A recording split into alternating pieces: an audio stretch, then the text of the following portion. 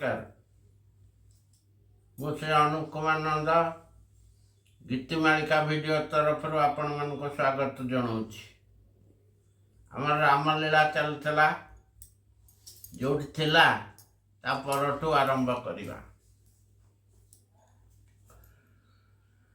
चंपावती जावाई अयोध्यार नर साई आपना रथ सजाई आनंद मने साथे गहली लगाई किछि दिन परे जाई मिलिले चंपावती रे सुना सुजने गुरु वाक्य मने पकाई विह्वल होई नेत्ररु अश्रु झरई दशरथ आगमन श्रवणे चंपाराजन जनाए अभिनंदन दुरूपा छोटी रखी उत्तम सदने समस्त को यथा मान्य चर्चा करिला जत्ने आनंदमती बसी दशरथ निकटे बोले कहीं पाई मित्र आसीच एथे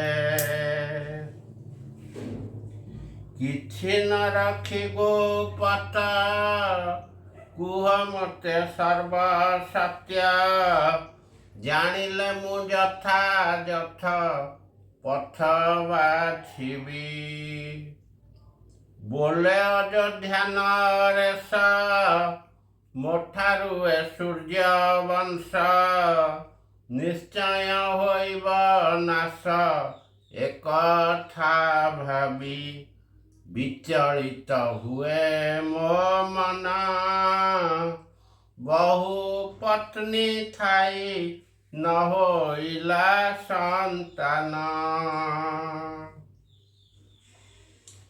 होइला एक दुहिता संतान में परिचिता एठारे से तुम्भ सुता भावे रहिला कुल गुरु पुरोहित मोर दुख जानिले तो बोइले हसी से मित्र जे मुनि बड़ा अयोध्या अणाई तुरिते पुत्रेष्टि यज्ञ करता हांक सहिते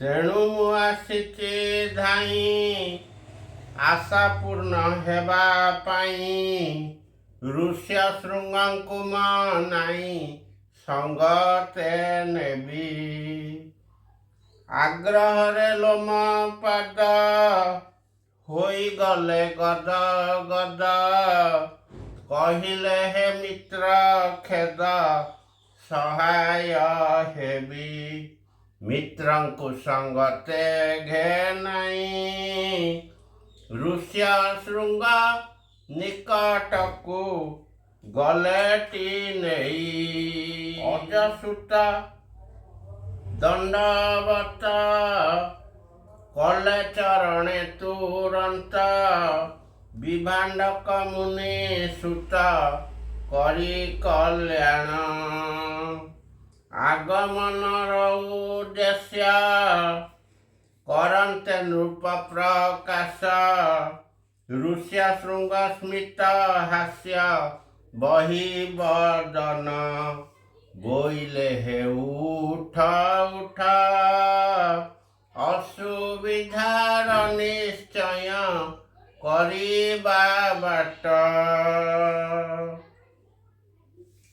कौन है ना दशरथ राजा जेतेବେଳେ जाई चंपावती निकट रे पहुँचीगले सेतेବେଳେ लोमपाद राजा ସେ ଖବର ପାଇକି ଆସି ଦଶରଥଙ୍କୁ ପାଛୋଟି ନେଲେ ଏବଂ ତାଙ୍କୁ ନିଜର ବନ୍ଧୁ ହିସାବରେ ଯଥାମାନ୍ୟ ଚର୍ଚ୍ଚା କରି ପଚାରିଲେ,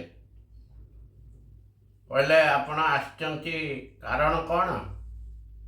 ମୋତେ ସବୁ ସତ କଥା କୁହନ୍ତୁ, କିଛି ଗୋପନ ନ ରଖିକି। ଦଶରଥ ସେଥିରୁ କହିଲେ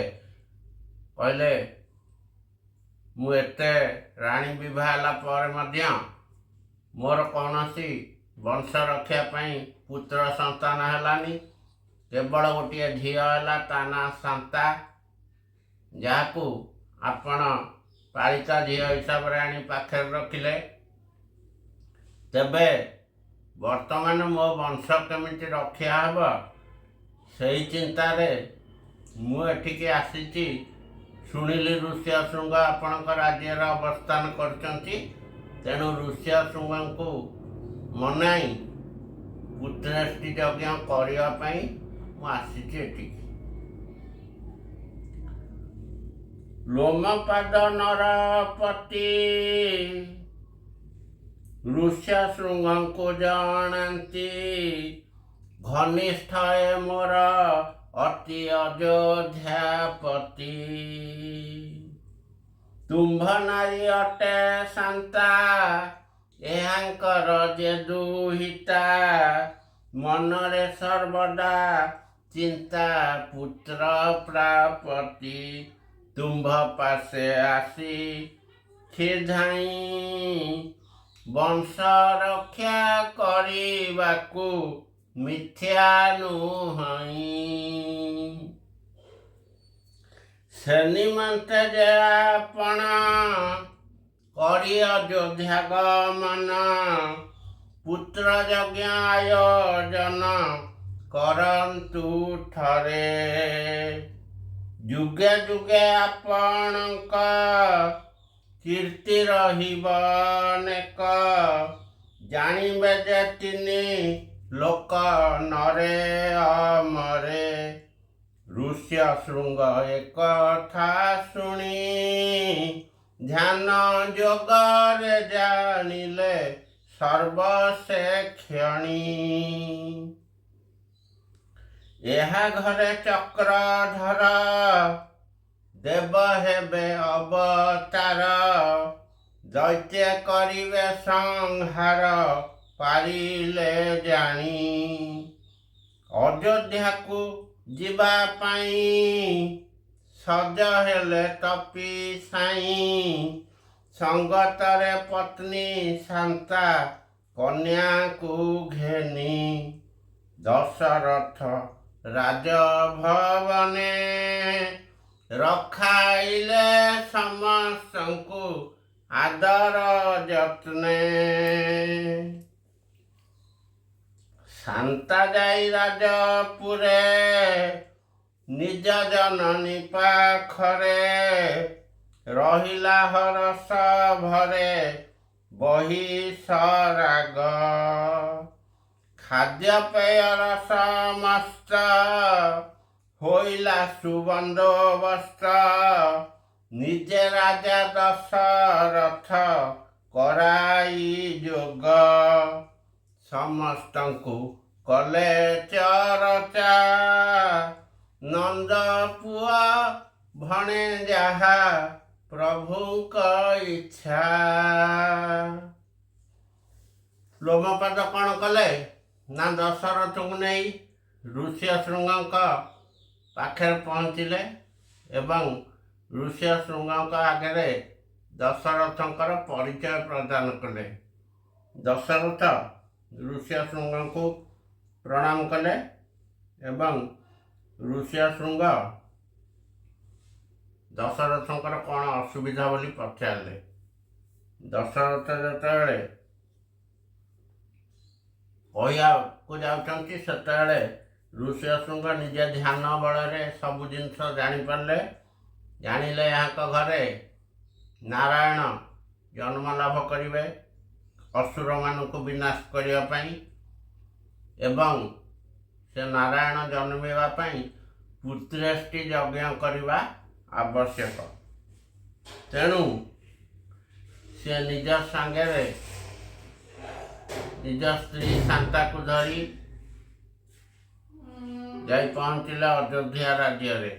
अयोध्या राज्य दशरथ से उत्तम गृह रखी यथामान्य चर्चा कले एवं तापरे समस्ती जनइले महर्षि आसचंती पुत्रेष्टि यज्ञ करने। आज्ञा आज एठी रहिला आउ परवर्ती वीडियो रे आपण मानकु आगु को नहीं जिबा। जदि आपण मानकर वीडियोटी पसंद योग्य होइतबा ताले आपण माने शेयर करंतु, लाइक करंतु और सब्सक्राइब करंतु। रहूची आज्ञा, नमस्कार। Thank you.